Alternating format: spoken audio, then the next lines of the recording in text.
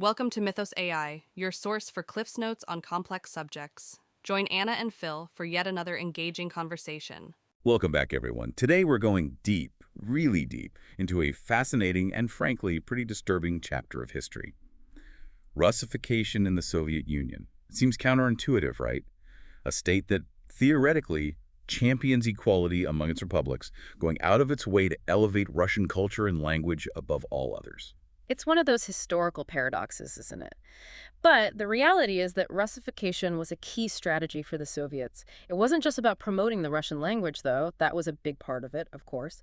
It was a deliberate, systematic effort to reshape the entire cultural landscape of the Soviet Union, from education to history, from the arts to demographics.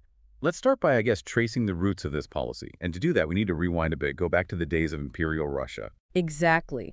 The seeds, so to speak, of Russification were sown well before the Bolsheviks came to power. You can look back to the 19th century, the reign of czars like Alexander II and later Alexander III. They really pushed for Russian cultural dominance across the empire. They targeted non-Russian populations, Poles, Finns, Ukrainians, those in the Baltic states, and pressured them to essentially assimilate, adopt Russian language and culture as their own. So the groundwork for cultural suppression, really, was laid well before the Soviet Union came into being. Yes, though it's interesting because immediately after the Bolsheviks took over, they adopted a very different approach. They called it korenizatsiya, which translates to indigenization. So they were doing the opposite of Russification. That's right. They encouraged the use of local languages in schools, in government, even in the arts. They wanted to see native elites participating in government. Part of it was probably pragmatic, consolidate power, gain support from those diverse populations. The Bolsheviks were facing resistance in many areas. Sounds pretty progressive for its time. It was, to a degree, but it didn't last. This period of cultural openness was short-lived. By the 1930s, under Stalin, everything changed. A complete reversal. They went full throttle into Russification. Why such a dramatic shift? What prompted Stalin to abandon this more, I guess, tolerant policy? Stalin came to see these distinct local identities as a threat to his power, a threat to the centralized Soviet state. He needed a unified culture with Russian language and values at its core. He believed that was the only way to maintain control and prevent nationalist movements that could challenge his regime.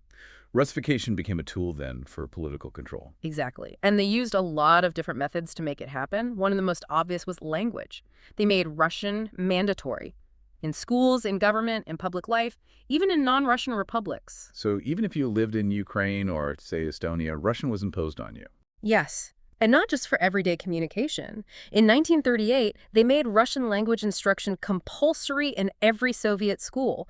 To get ahead, to have any kind of opportunity, you had to be fluent in Russian. It put non-Russian speakers at a huge disadvantage. It almost created a hierarchy of languages, didn't it, with Russian at the top? Absolutely. And it wasn't just schools. Russian dominated media and publications, too. Think about it. Growing up, most of the books you read, the shows you watch, the newspapers you get information from, all in a language that's not your own. Subtle, but pretty effective at undermining local cultures. It was. But they didn't stop there. Another key strategy was the rewriting, or maybe I should say the reframing, of history itself. What do you mean by that, rewriting history? Soviet historians were told to revise textbooks to change the narrative. They had to minimize or even completely erase the contributions of non-Russian people and emphasize Russian achievements. Figures who'd resisted Russian or Soviet rule, erased, gone, or they were painted as enemies of the people. They weren't just promoting Russian culture, they were actively suppressing others. Exactly. Take Simon Petliura, for example, a key figure in the Ukrainian independence movement, erased from history books. Or the Holodomor, the famine that devastated Ukraine in the 1930s. They denied it ever happened. Creating a new reality, really. That's a good way to put it. And of course, this new Russified version of history was what was taught in schools across the Soviet Union. Their textbooks all said the same thing. Russians were the heart of the Soviet project, the leaders, the heroes. Everyone else was secondary. It's a pretty powerful way to control people's understanding of the world. It is. And this cultural control extended beyond history and language. The arts were targeted too. Local traditions, music, art, anything that wasn't socialist realism was censored or co-opted. Artists who didn't conform faced some pretty dire consequences. Imprisonment, even death in some cases. So even creativity was under state control. Everything was. The goal wasn't a vibrant, diverse culture. The goal was control.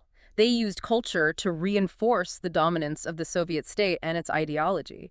Anything that could challenge that narrative, anything that could inspire nationalist sentiment, was suppressed. A lot of these republics, especially in Central Asia and the Baltics, had strong religious traditions. What happened to those under Russification? Religion was seen as a threat.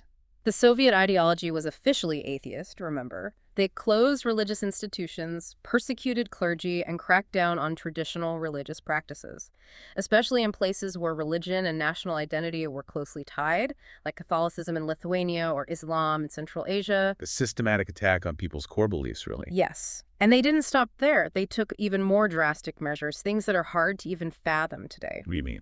They resorted to ethnic cleansing. Entire populations were deported from their homelands.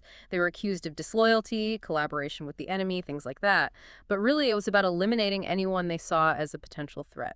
Are there any specific examples that come to mind? The Crimean Tatars in 1944. They were accused of collaborating with the Nazis and deported to Central Asia. Thousands died in the process. The Chechens and Ingush faced a similar fate that same year, deported to Siberia and Central Asia. The Volga Germans, too, during the war. Gone. Uprooted from their homes and sent to different parts of the Soviet Union. It's hard to even wrap your mind around that kind of cruelty. It was a brutal, calculated tactic. They wanted to break up communities, weaken cultural ties, and eliminate any possibility of resistance. And then they did something else, too, something almost as disturbing. What was that? They encouraged ethnic Russians to settle in these non-Russian republics, places like Latvia, Kazakhstan, and so on. They had these resettlement programs, and they pushed for urbanization policies that attracted Russian workers to industrial centers. The idea was to dilute the local cultures and cement Russian dominance. So, Russification wasn't just about suppressing existing cultures, it was about actively changing the makeup of these republics. It was about control. Total control, and it had a devastating impact on countless lives and cultures. It's a pretty grim picture, isn't it? This systematic attempt to basically erase entire cultures. But I'm curious about what happened after the collapse of the Soviet Union. Did these suppressed cultures and languages have a chance to reemerge? The fall of the Soviet Union in '91 had a huge impact. For a lot of these newly independent states, it was a chance to reclaim their heritage, a chance to kind of undo the damage of Russification. So you saw a kind of cultural revival, de-Russification, I guess you could call it. Yes, in many ways. Language especially became a really important issue. Countries like Ukraine and the Baltic states, they saw language revival as essential, part of reasserting their national identity. After decades of Russian dominance, though, how do they even go about doing that, reviving these languages? Yeah. Well, they put different policies in place. Promote the use of their national languages in schools, government, the media. In Ukraine, for example, they made Ukrainian the only official language, and they really pushed for it to be used in schools and in the government. What about the Baltic states? They were always pretty resistant to Russification. So absolutely. Estonia, Latvia, Lithuania, they were among the most assertive, I would say. They made their own languages official, of course, but in some cases they went even further. They actually made language proficiency a requirement for citizenship. Wow. A pretty strong statement, really. Were there any issues with that? Any pushback? Yeah, there were definitely challenges. A lot of these countries still had significant Russian-speaking populations. Often in the cities or in certain regions, they were used to using Russian. So that led to some tension, some debate about, language rights, integration policies, especially in the Baltics. So the legacy of Russification and these large Russian-speaking communities continued to be a problem, even after the Soviet Union was gone. Right. And it wasn't just language. Russia still had a lot of influence, economic and political, in a lot of these former republics. Things like trade, energy, resources. Russia was still a major player. Must have been tricky for these new countries, wanting to be independent, reclaim their identities, but also having to deal with this powerful neighbor. Exactly. And it's still going on today. And to make things even more complicated, Russia itself has used these cultural and linguistic ties to its advantage. To further its own interests, I mean. The annexation of Crimea in 2014 and the conflict in eastern Ukraine are pretty clear examples of that. You got it. Russia's whole narrative in both of those cases was about protecting Russian-speaking populations. That was their justification for intervening, for taking territory. It shows how the legacy of Russification can be really dangerous even today. It can be used to manipulate, to justify aggression. So the impact of these policies is still being felt today? Oh, absolutely. The past is never really past, is it? The effects of Russification are still shaping the region, politically and culturally. It's a reminder that history matters. It shapes who we are today. We focused a lot on the negative consequences of Russification, and there are many, and they're significant. But were there any positive outcomes, any positive effects of this cultural exchange, or was it just destructive? That's a tough question, to be honest. There's no doubt that Russification caused a lot of harm. Cultures were lost, languages were suppressed, traditions were disrupted. But at the same time, it also created some new forms of cultural expression, some hybrid forms, you could say. Like what? Can we give me an example? Well, look at literature. A lot of writers who weren't ethnically Russian started writing in Russian, but they brought in elements of their own cultures, their own experiences. And that resulted in some really interesting, really unique literary voices. Think of Chingiz Aitmatov from Kyrgyzstan or Ulas Honchar from Ukraine. Their works reflect the complexities of living in this multicultural society under Soviet rule. A blending of cultures, even in a system that was designed to suppress them. Right, and you see similar things in music, in the visual arts. Even when there's an imbalance of power, like there was with Russification, cultural exchange is never just one way. Even under oppression, people find ways to be creative, to connect with each other. It makes you think about the power of creativity, doesn't it? How it finds a way, even in the toughest of circumstances. It does. It speaks to the resilience of the human spirit. People's need to express themselves, to hold on to their culture. But we can't forget the cost, the loss, the trauma that Russification caused. It's important to hear those stories, to remember what happened. Absolutely. It's important to honor those who suffered and to understand the lasting impact of these policies. Yes. And it's a story that's still unfolding in many ways. As we've been talking about, the legacy of Russification is still shaping the former Soviet Union, politically, socially, culturally. It's a complex legacy and a tragic one in many ways. But it's crucial to understand it. To understand the region, the challenges it faces, and even, I think, to understand ourselves a little better. We've covered a lot of ground here. The roots of Russification, how it was implemented, the impact it had and is still having on the former Soviet republics. It's a pretty sobering story. What are some of the big takeaways, would you say? What can we learn from all of this? Well, I think it shows very clearly how powerful language and culture are. They shape who we are as individuals and as communities. And Russification wasn't just about promoting the Russian language. It was about imposing a whole worldview. It was about control. It also shows the dangers of trying to create a single homogenous culture, doesn't it? When one culture is dominant, others get pushed aside, silenced. Absolutely. They tried to create this monolithic Soviet identity with Russian culture at the center. And in the process, they destroyed so much. Languages, traditions, artistic expression. It wasn't just about cultural loss either. It stifled creativity, innovation. When you don't have different perspectives, you don't have progress. And we saw how history itself was manipulated, rewritten to fit the Soviet narrative. Which makes you think, how do we know what's true? How do we approach history with a critical eye? That's so important. We have to be skeptical. We have to question our sources, look for different perspectives.